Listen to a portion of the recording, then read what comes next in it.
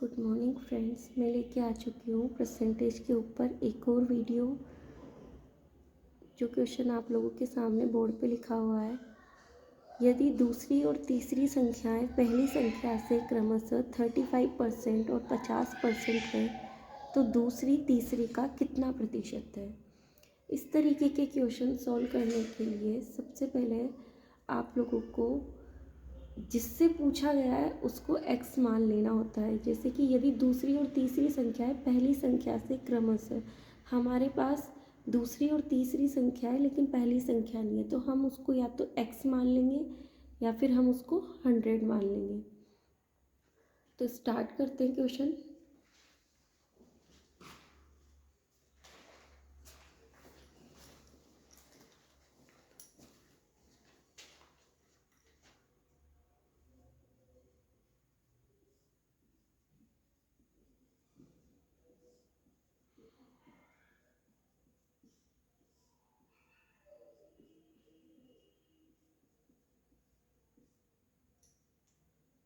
जो भी आप मानो, या तो x मान लो या 100 मान लो।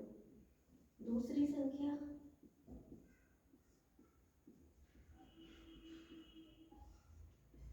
क्या मान लेंगे, दूसरी और तीसरी संख्याएं पहली संख्या से क्रमशः 35, मतलब दूसरी संख्या 35 अधिक है, मतलब 100 माना है तो हम उसे 135 मान लेंगे। तीसरी संख्या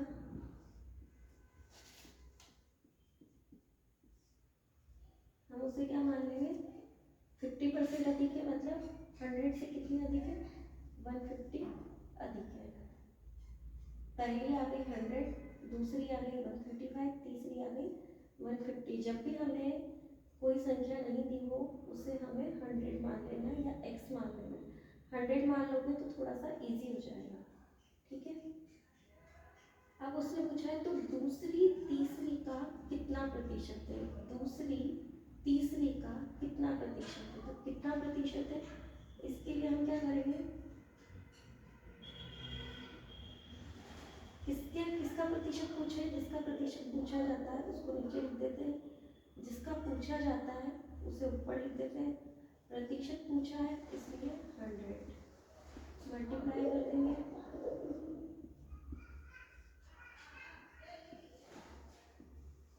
कितना आंसर आ गया, 90%। बहुत इजी है, कुछ नहीं करना है, 100 मान के क्वेश्चन को स्टार्ट करना है, अपने आप क्वेश्चन होता जाएगा।